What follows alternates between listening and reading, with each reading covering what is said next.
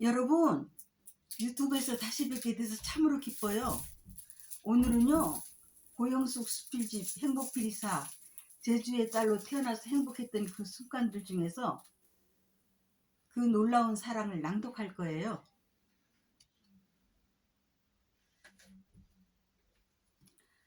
그 놀라운 사랑. 남편과 나는 건축업을 하기로 하고 처음에는 우선 경험도 쌓을 겸 중축을 하게 되었는데 거래를 해보니 마진율이 꽤 괜찮았다. 사실 건축업을 했던 경험이 없어서 30대 초반부터 기존 주택을 매입해서 어느 정도 보유하고 있다가 값이 오르면 매매를 하곤 했었는데, 그래도 주위에서 집을 짓고 거래를 하는 것을 보니까 어림잡아 이익이 꽤 짭짤해 보였다. 그래서 경험 삼아 중축을 하게 되었고 또 신축도 하기에 이르렀다. 그런데 잘 나가던 부동산 경기가 갑자기 침체되기 시작하더니 짓고 있는 집이 마무리 단계에 접어들 무렵에는 집을 보러 오는 사람들이 발길이 뜸했다. 그래서 여간 고민하지 않았었는데 다행히 우리가 원하는 값에는 못 미쳤지만 거리가 성사돼서 주위에서는 기적에 가까운 일이라고 하면서 부러워들 했다. 내가 세례를 받게 되는 과정에서 주님의 현존을 몇 번씩이나 체험하게 되었던 터라 그때도 주님이 도와주신 것이라고 굳게 믿게 되었고, 그래서 감사하는 마음이 더해지면서 신앙심은 날로 돈독해져 갔다. 그리고 경기가 풀리면 집을 다시 짓기로 하고 그 조건에 맞는 집을 사게 되면서 가게도 하게 되었다. 그런데 나는 일주일에 한 번씩 미사를 드리러 가는 것으로는 뭔가 덜 채워진 신앙에 대한 어떤 아쉬움 때문에 마음이 늘 허전했었다. 친정어머니와 불교를 다닐 때도 명산이란 명산은 다 찾아다니며 불공을 드릴 정도로 신앙에 대한 열의가 대단했었으므로 천주교 신자가 되어서도 평범하게 주일 미사를 드리러 갔다 오는 것 외로는 달리 제대로 신앙심을 키우기 위한 어떤 방도를 찾지를 못해서 뭔가 항상 덜 채워진 느낌이 들었다. 마침 그러던 차에 어느 날 갑자기 동네 사는 자매님이 찾아와서는 느닷없이 철야 기도를 가자고 해서 다행이라 여기며 선뜻 나서게 되었다. 그러다 보니 신앙에 대해서 열성파였던 내가 성령 세미나까지 받게 되었고 세례를 받은 지 1년여밖에 되지 않은 새내기 신자인 내가 감당하기에는 벅찰 정도로 주님의 현존을 체험하게 되면서 내 의지와는 상관없이 자연적으로 신앙에 불이 붙기 시작했다. 그러니까 신앙의 경륜이 짧아서 분별력이 결여될 수밖에 없었던지라 심지어는 한창 장사를 해야 될 대낮에 가게 문을 걸어놓고 성령 세미나를 받으러 갈 정도로 그 누구도 못 말리는 열성파가 되어갔다는 것이다. 그 후 어느 정도 분별력이 생기고부터 깨닫게 된 것인데, 신앙생활을 열심히 하는 것만큼 가게를 잘 운영하면서 신앙생활에 매진했어야지 내가 하는 그 일에도 크게 축복해 주신다는 것을 미처 깨닫지 못했다는 것을 알게 되었다.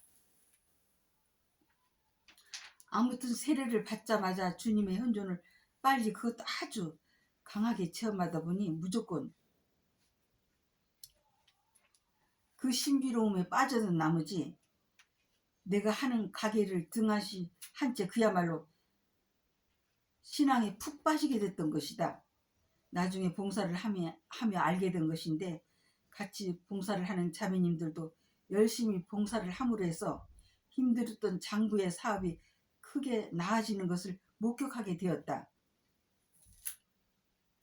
그래서 새내기 신자인 내가 감당하기에는 벅찰 정도로 주님의 현존을 강하게 체험하다 보니 자연히 내가 하는 일에는 등한시할 수밖에 없었다는 것을 깨닫게 되었던 것이다.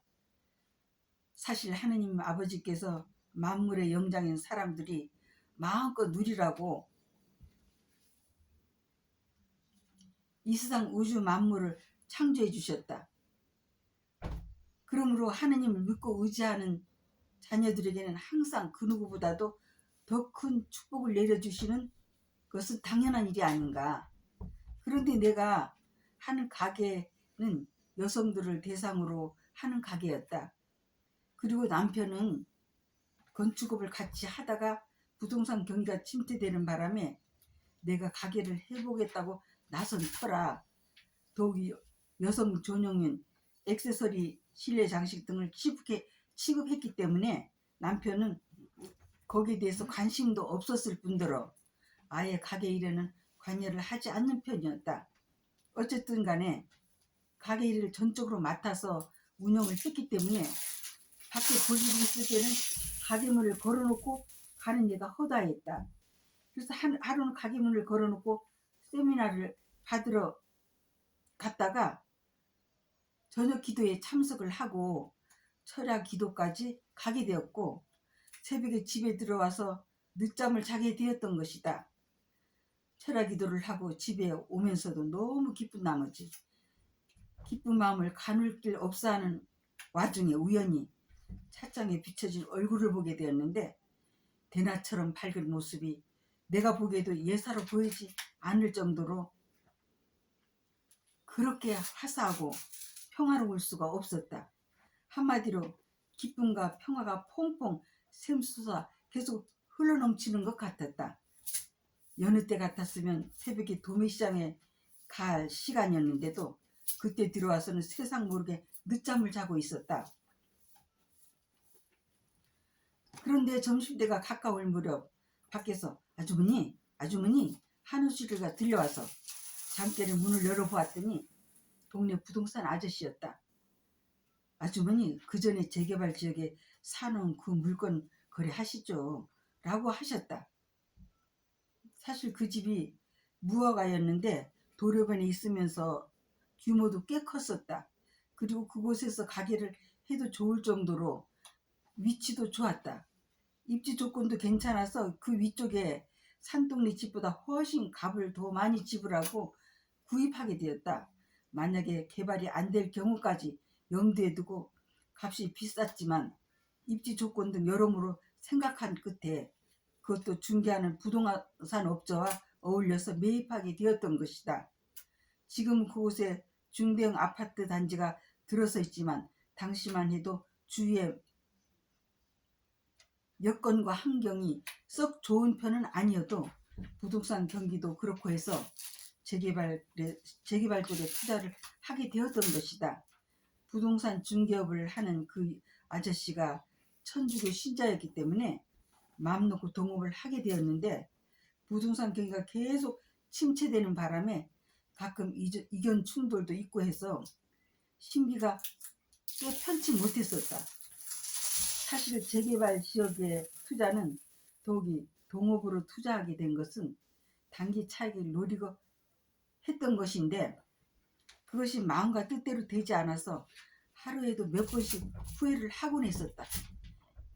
에휴 다음부터는 절대로 남과는 동업을 안 해 하면서 말이다.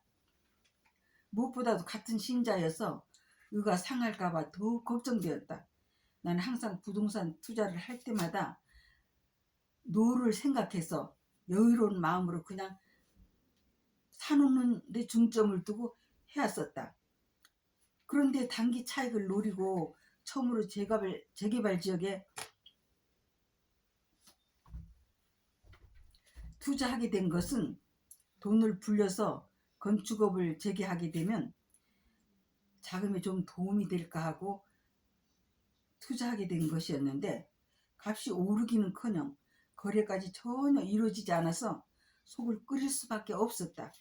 그런데 아주머니 그 집 누가 사려고 하는데 팔까요? 라는 부동산 아저씨 말을 듣자마자 나는 잠결에 안 돼요 했다.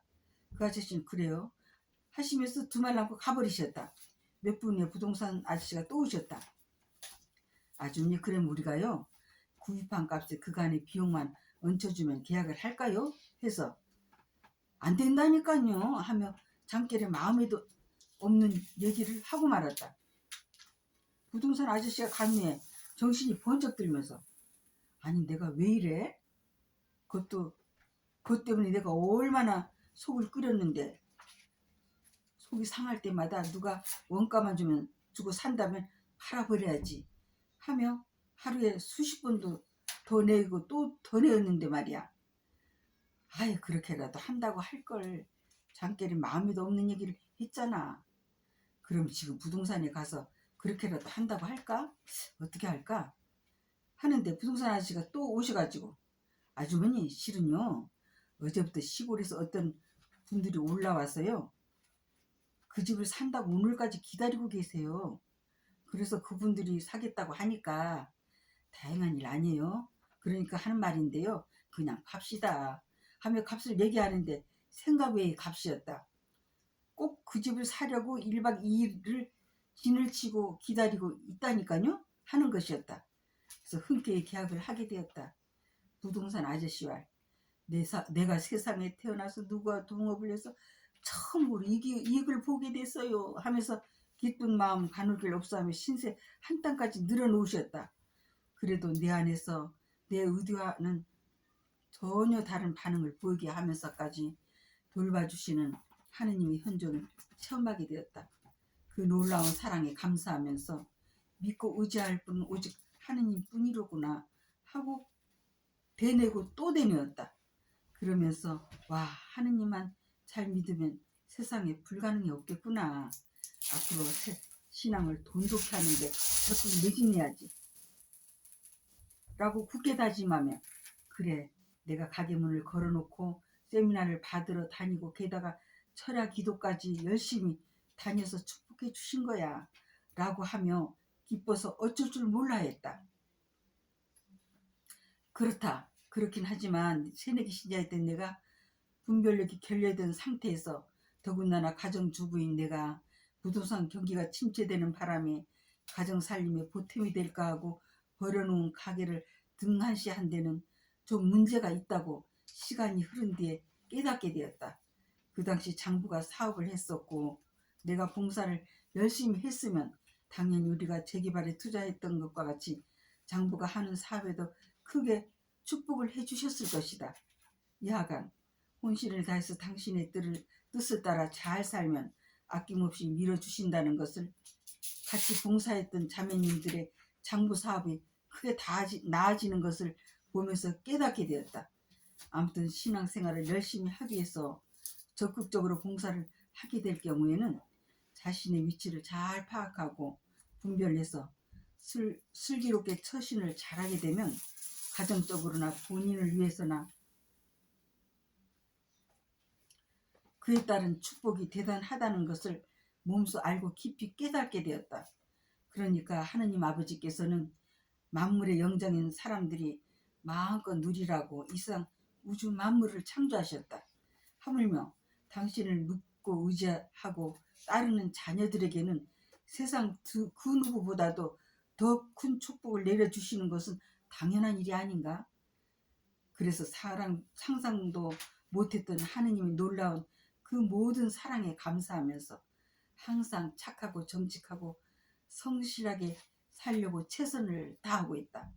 그리고 늘 행복할 수 있도록 더 잘 살아야지. 여러분 잘 들으셨나요?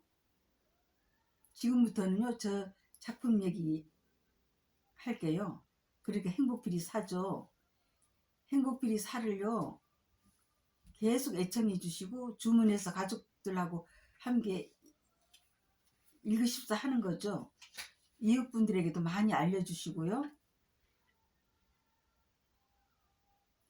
주문 전화는요 7927-4370으로 행복피리 사를 주문하시면 됩니다. 여러분 늘 행복하세요. 화이팅!